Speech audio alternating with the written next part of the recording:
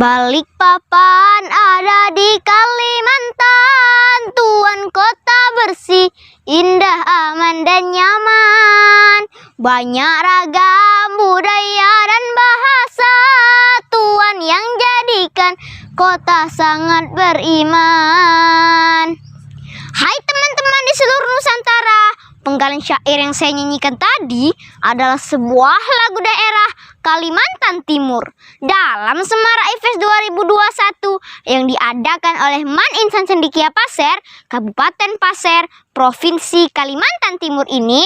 Saya akan membawakan sebuah cerita rakyat dari daerah Kalimantan Timur dengan judul Perahu Papan Terbalik. Nah, teman-teman penasaran kan dengan ceritanya? Sebelumnya, izinkan saya memperkenalkan diri terlebih dahulu ya. Assalamualaikum warahmatullahi wabarakatuh.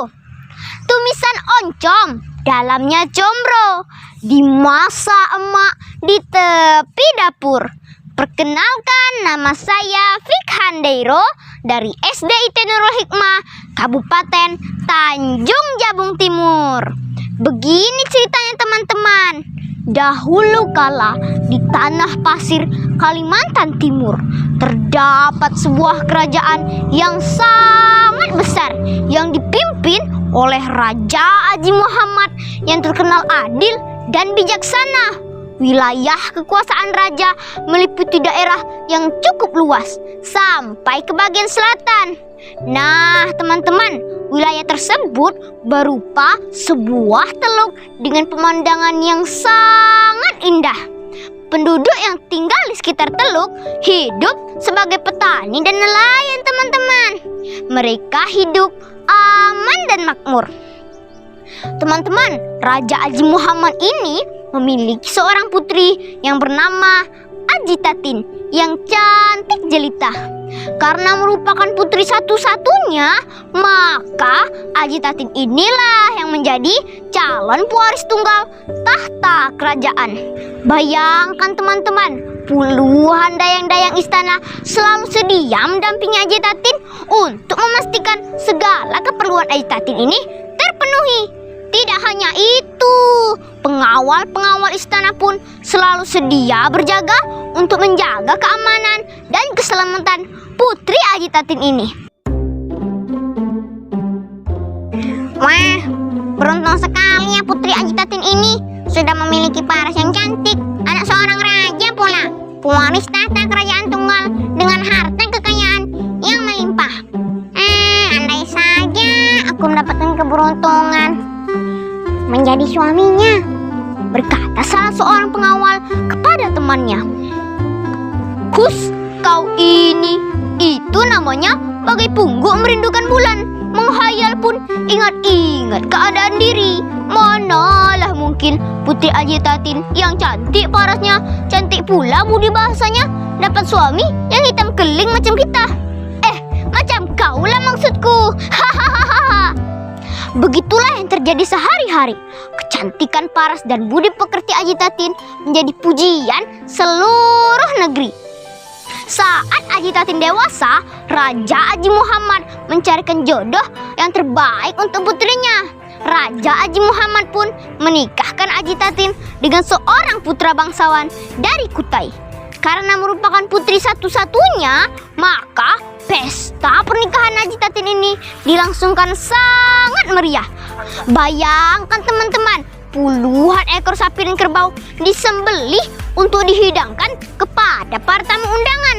Tidak hanya itu teman-teman, seluruh rakyat negeri itu pun turut berpesta.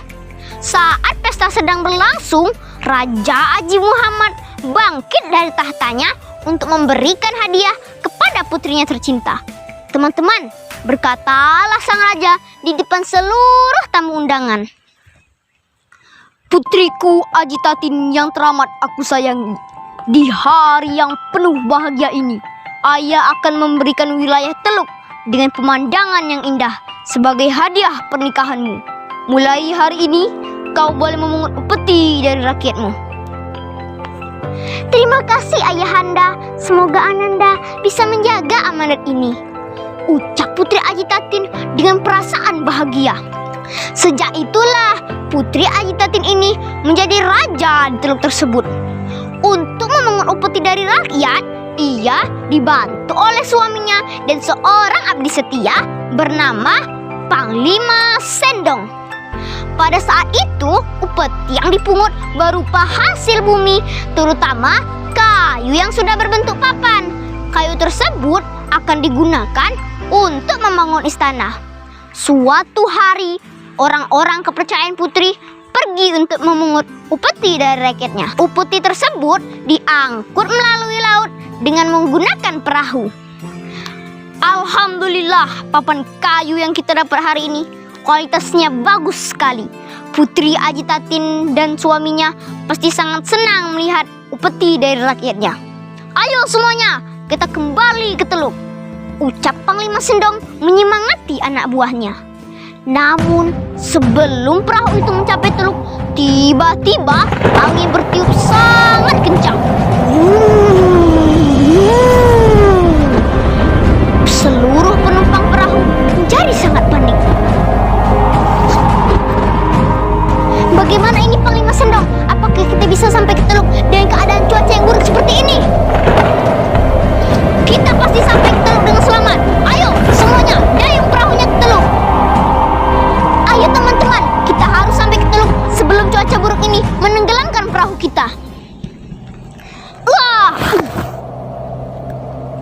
Namun semuanya sudah terlambat. Sebelum perahu itu mencapai teluk, tiba-tiba gelombang laut yang sangat besar menghantam bagian lambung perahu, sehingga perahu yang ditumpangi papan tersebut terbalik. Perahu yang hampir tenggelam itu terbawa gelombang laut hingga terhempas ke sebuah karang dan pecah berantakan. Tokong galah para pendayung pun patah. Papan kayu yang memenuhi perahu itu sebagian hanyut ke laut dan sebagian lagi terdampar di tepi teluk. Sementara itu, tidak seorang pun dari penumpang perahu itu selamat, termasuk Panglima Sendong. Putri Ajitatin, suaminya, dan seluruh penduduk negeri amat bersedih atas musibah yang menimpa Panglima Sendong dan anak-anak buah kepercayaannya. Untuk mengenang peristiwa tersebut, maka wilayah tempat perahu itu terbalik dinamakan Balikpapan, yaitu yang berasal dari kata balik dan papan. Sementara itu, karang tempat terhempasnya perahu semakin lama semakin besar hingga menjadi sebuah pulau. Dan kini pulau tersebut dinamakan Pulau Tukung yang berasal dari kata tokong, yaitu tokong para awak perahu yang patah akibat terhempas di karang. Demikianlah teman-teman cerita perahu papan terbalik dari Kalimantan Timur ini. Pesan moral yang dapat kita kutip dari cerita ini adalah bahwa musibah itu bisa menimpa kita kapan saja tanpa diduga-duga. Oleh karena itu teman-teman, kita harus selalu berhati-hati setiap kali melakukan perjalanan dekat ataupun jauh, dengan selalu membaca doa, memohon keselamatan kepada Yang Maha Kuasa. Demikianlah cerita rakyat dari saya. Semoga di lain waktu kita dapat berjumpa kembali. Assalamualaikum warahmatullahi wabarakatuh.